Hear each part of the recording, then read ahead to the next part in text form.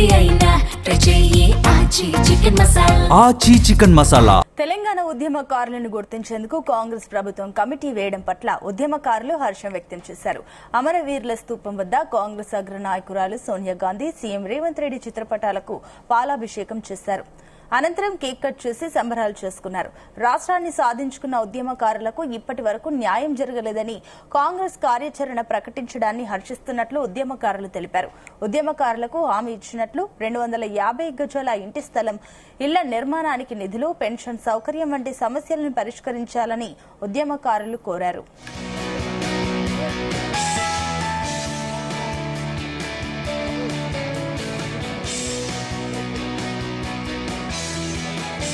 ముందు కాంగ్రెస్ పార్టీ తమ మేనిఫెస్టోలో స్పష్టంగా 6 గ్యారంటీల స్కీములో 6వ గ్యారంటీగా ఉద్యమకారులకి హామీలు ఇవ్వడం జరిగింది.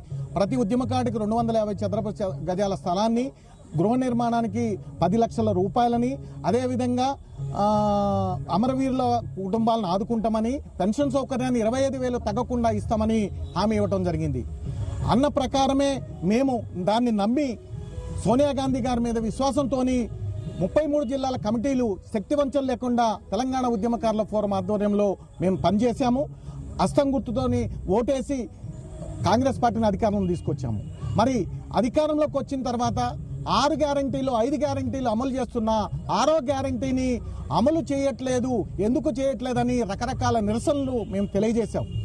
అయినా ఎటువంటి స్పందన లేకుంటే నిన్న ప్రజాభవన్కు పోయి మేము నిరసన తెలియజేసే ప్రయత్నంలో పోలీసులే మమ్మల్ని తీసుకొని పోయి సిన్నారెడ్డి గారికి మమ్మల్ని కల్పించారు.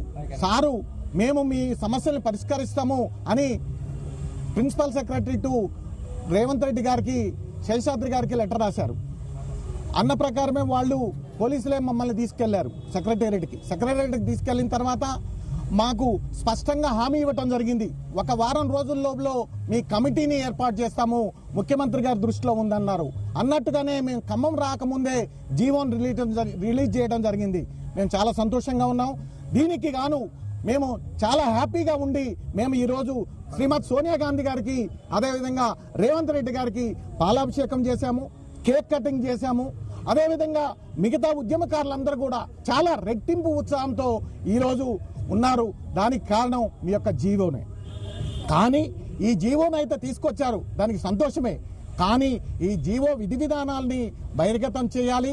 శ్రీకృష్ణ కమిటీ లాగా ఊరు వాడ మొత్తం తిరిగి ఉద్యమ నాయకులతోని, ఉద్యమ కారులతోని డైరెక్ట్ గా మీట్ అయ్యి తగు రిపోర్టుని మీరు తయారు చేసి చాలా తక్కువ టైంలోనే గవర్నమెంట్కి ఇవ్వాల్సిందిగా మేమందరము ఉద్యమకారుల తరఫున విజ్ఞప్తి చేస్తున్నాం. జై తెలంగాణ.